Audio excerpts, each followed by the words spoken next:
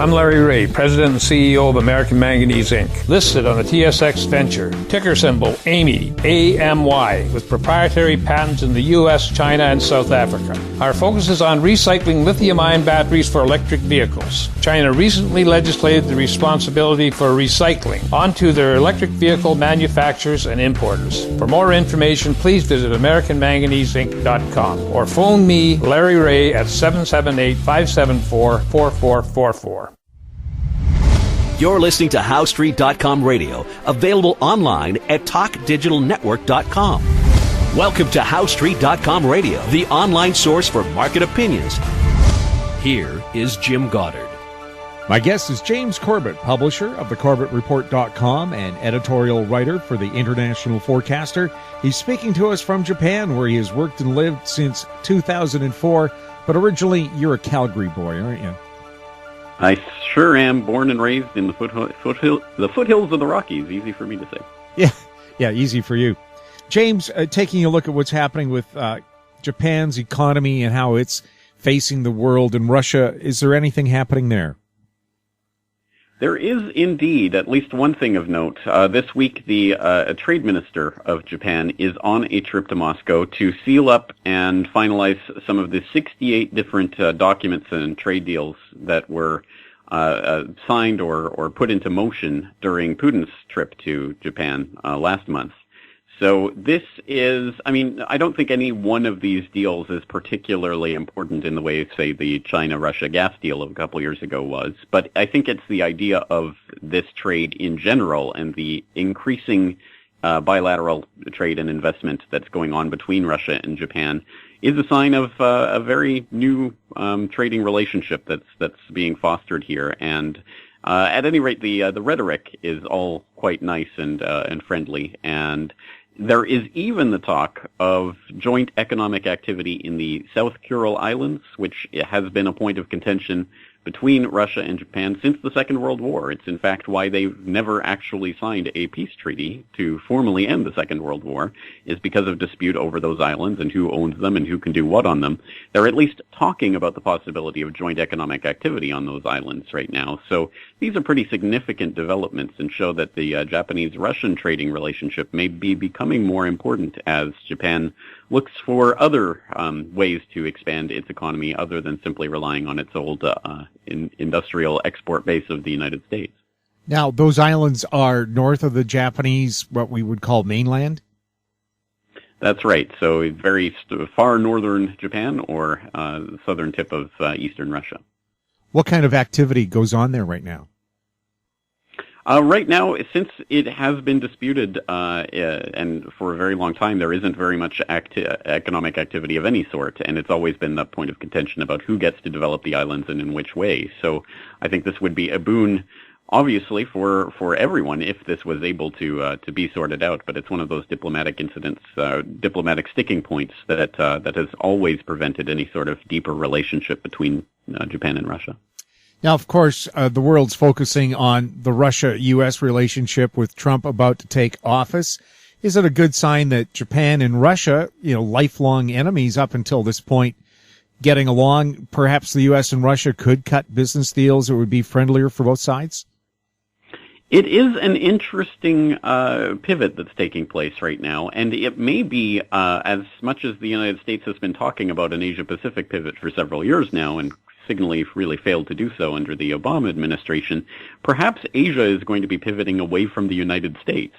And I think this might be one sign of something like what we might expect to see in the coming years under the Trump administration.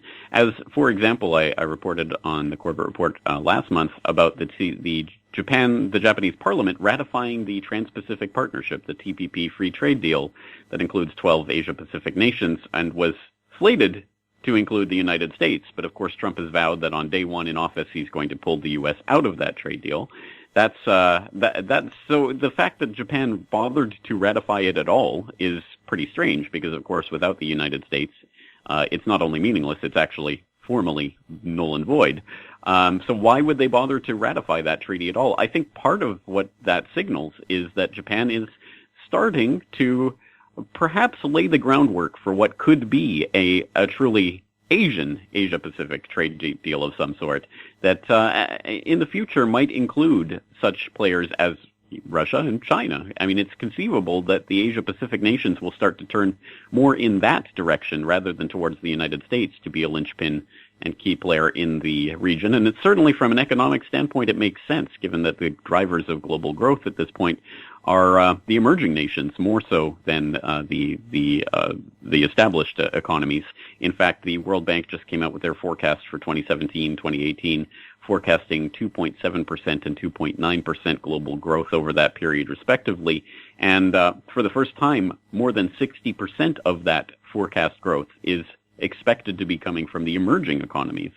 So it is certainly a world that's taking a very different form right now, and I think that things like the Japan-Russia bilateral relations may be an example of what we can expect to see in the coming years. Prime Minister Justin Trudeau has described himself recently as one of the few Western leaders who's still pro-free trade. Is that a good sign for Canada? It potentially could be. Again, I think it depends, obviously, on so many different things about how this all ultimately shapes up and shakes out. But it certainly could put Canada in a very good position to be part of some sort of new order, as it were, in the Asia-Pacific region that doesn't include the United States as a linchpin. It may include Canada.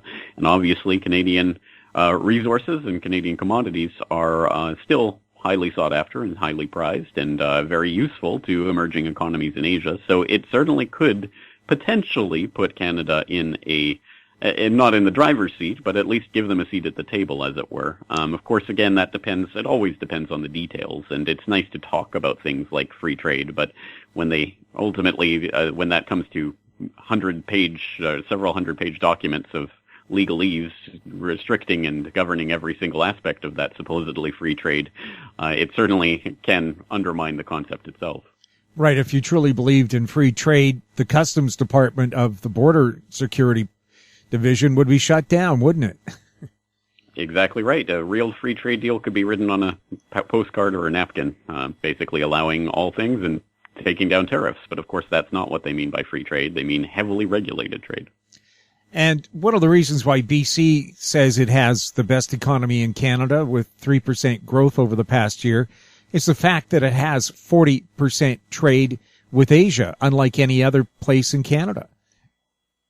Absolutely. Well, of course, I mean, just geographically speaking, of course, it does. BC is best situated to be that trading partner and has deep ties to the Asian community, so it shouldn't be a surprise that they have that kind of trade. And of course, that is a boon to BC overall.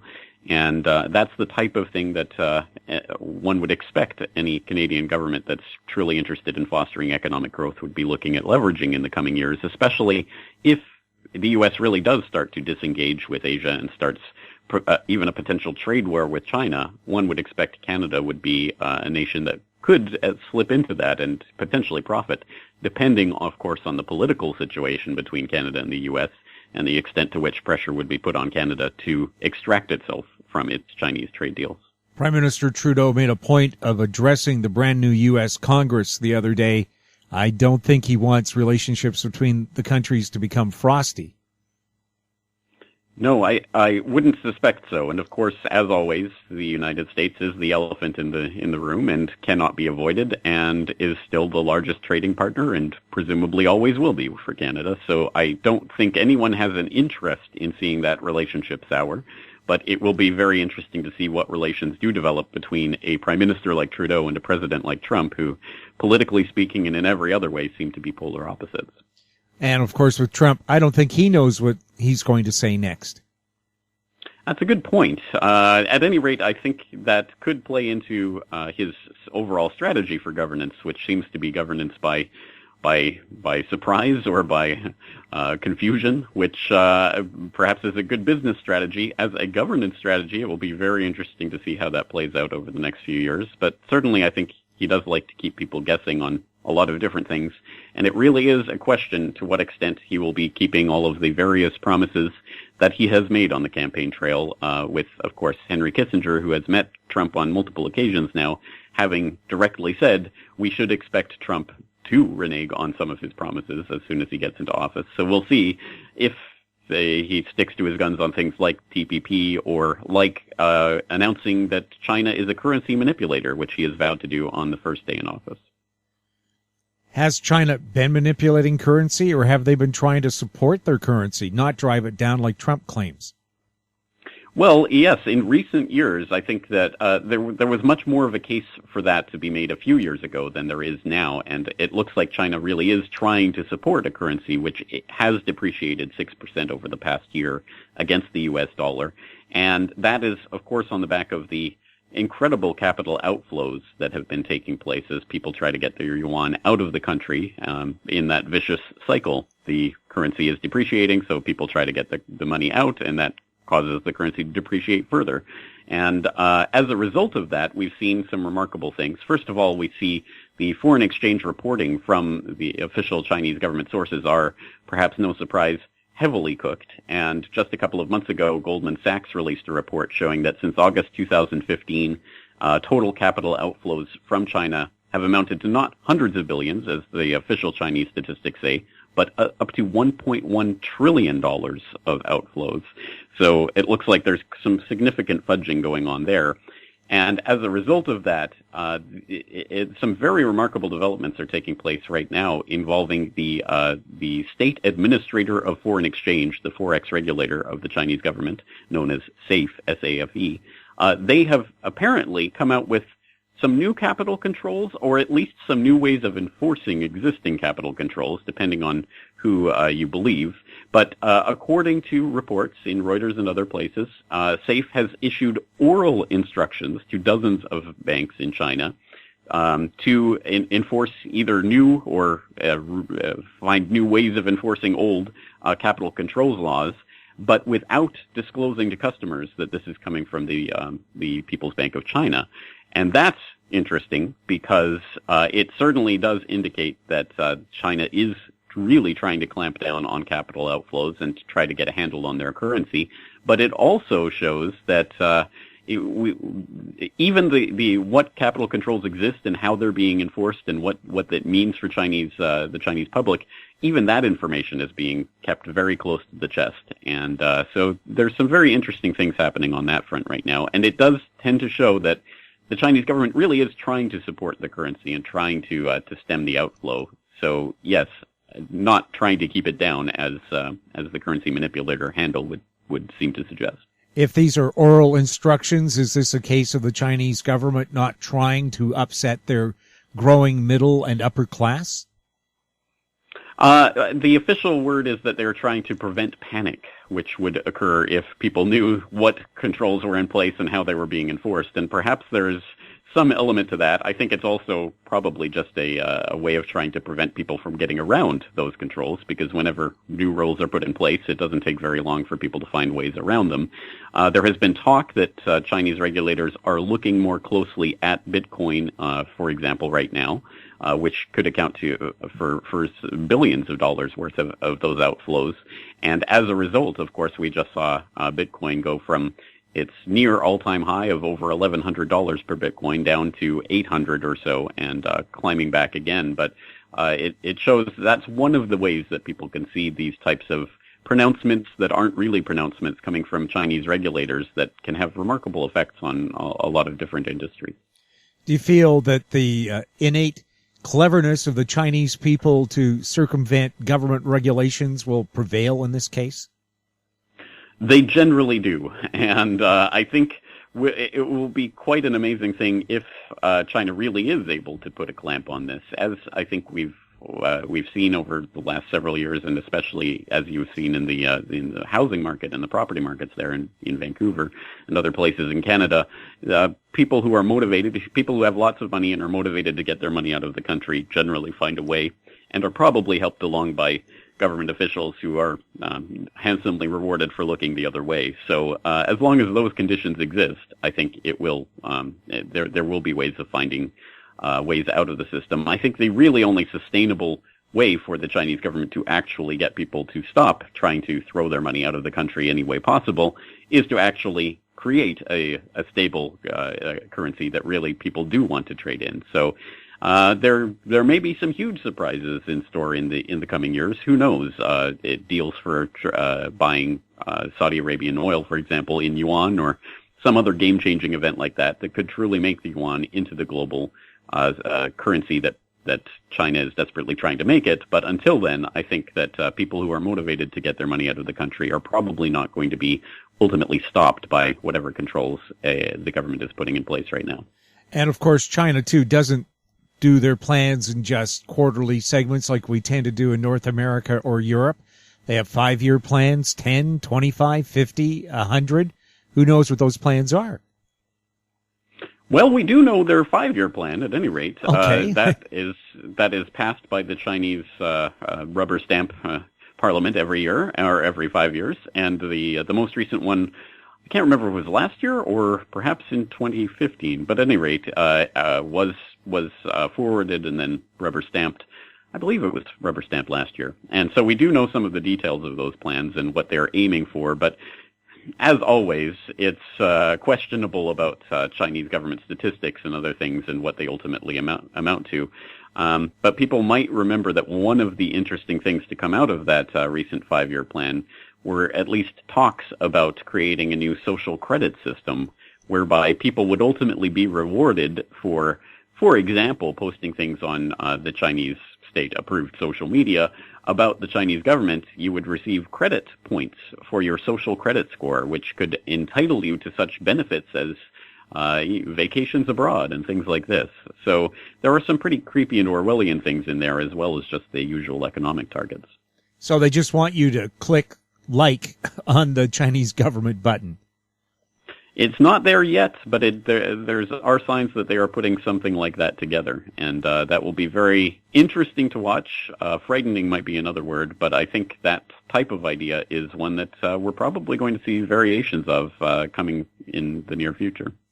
We'll have more with James Corbett right after the break. Gem International is a new diamond explorer in the richest diamond producing country in Africa, located next to the 4th largest producing diamond mine in the world. International Spotlight is on an 1109 carat diamond recently discovered in Africa by a fellow Canadian junior with a proven operator and finance team. Gem International trades on the TSX Venture Exchange, symbol GI. Visit us at gemdiamondmining.com.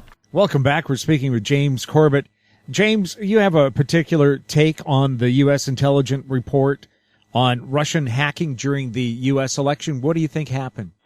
Well, if people actually read the reports that have been issued themselves rather than media reports about those reports, you will see for yourself that there truly is no evidence whatsoever that's being presented to the public for this. And one of these is the joint report that was issued by the FBI and DHS in late December, which purported to put the quote-unquote hacking activity, which in fact in the report itself is identified as spear phishing activity, i.e. sending emails to people with looking like Google, for example, to say, please change your Gmail password. And when people go to the website and put in their password details, it's stolen. That was the type of activity they were looking at. And specifically, I believe, with the Podesta email leak. That's what they suspect happened. But if you actually go and look at the report all talks about that activity and how that works, and then makes the added claim that behind all of that spear phishing attempt was this shadowy Russian team that they refer to by this code name. For that, again, there is absolutely zero evidence presented in the report itself. The other report was just issued by the Office of the Director of National Intelligence back last week, and that report purports to show that it is the official conclusion with high certainty of the collected intelligence agencies of the United States, all 17 of them, that the Russian government, directed specifically from Putin, directed a manipulation campaign against the American public to try to influence the election. And again, there is not only no evidence presented in that report per se of any for example, of this coming from Putin or of the ways that this operation supposedly was working, but it also even says on page 13 of that report that their assessment of the likelihood or unlikelihood of any given thing. For example, when they say it's highly certain that this happened, they even say in the report this is not an indication that they have any evidence or any proof that anything of this sort actually took place. It is based on logic and argumentation. And in the report itself, bizarrely enough, they talk about, for example, the state-funded media like RT and Sputnik and others that are increasingly playing a role, at least online, in the American social media space. But they talk about things, for example, from RT that were put up 4 years ago, or 5 years ago now, in 2012, talking about the run-up to the 2012 election and things that they were broadcasting on RT about third parties and how the two-party system doesn't represent the will of the American public. So it's quite perplexing as to why they don't have anything more than 5 years recent to talk about the supposed campaign that was taking place in 2016. Again, it's one of those things where if you just read the headlines, it sounds quite convincing, but when you actually look at the reports, you realize there is truly nothing to back them up, and perhaps the most startling indication of that came in a press conference delivered by State Department spokesman John Kirby just a few days ago, where he was asked by an RT reporter, of course, why should the American public believe these pronouncements from the intelligence agencies based on absolutely no evidence whatsoever? And John Kirby actually said it would be irresponsible for the intelligence companies, slip of the lip there, intelligence agencies to release evidence of any sort because, of course, that would compromise their sources and methods. So we are in a bizarre situation where not only are we being expected to take on faith the pronouncements of the intelligence agencies, which we know, point blank, have either lied or been completely incorrect in the past, but now we have the bizarre spectacle of watching people on the left side of the political spectrum actually cheerleading for these agencies, seemingly solely because they are trying to feed the public information that plays into their political proclivities. So it's quite a bizarre situation that's going on right now, and only getting bizarrer and bizarrer by the moment, as people might know from that recently released report claiming to come from an ex-British intelligence official about anonymous information that supposedly comes from Russian intelligence about things that Donald Trump and his team may or may not have done in Russia a few years ago. It just seems to get more bizarre by the day. Well, James, it keeps us in business. It certainly does, yeah. Thank you so much for chatting with us. Thank you for having me on. Always a pleasure to be here. My guest has been James Corbett, publisher of thecorbettreport.com. He was speaking to us from Japan. You're listening to HowStreet.com radio. Find us on Twitter at TalkDigitalNet. Our popular YouTube channel is Talk Digital Network. Questions for the show can be sent to info@HowStreet.com. I'm Jim Goddard. Comments made on HowStreet.com radio are an expression of opinion only and should not be construed in any matter whatsoever as recommendations to buy or sell any financial instrument at any time. Available online at TalkDigitalNetwork.com. HowStreet.com radio is a production of HowStreet Media Incorporated.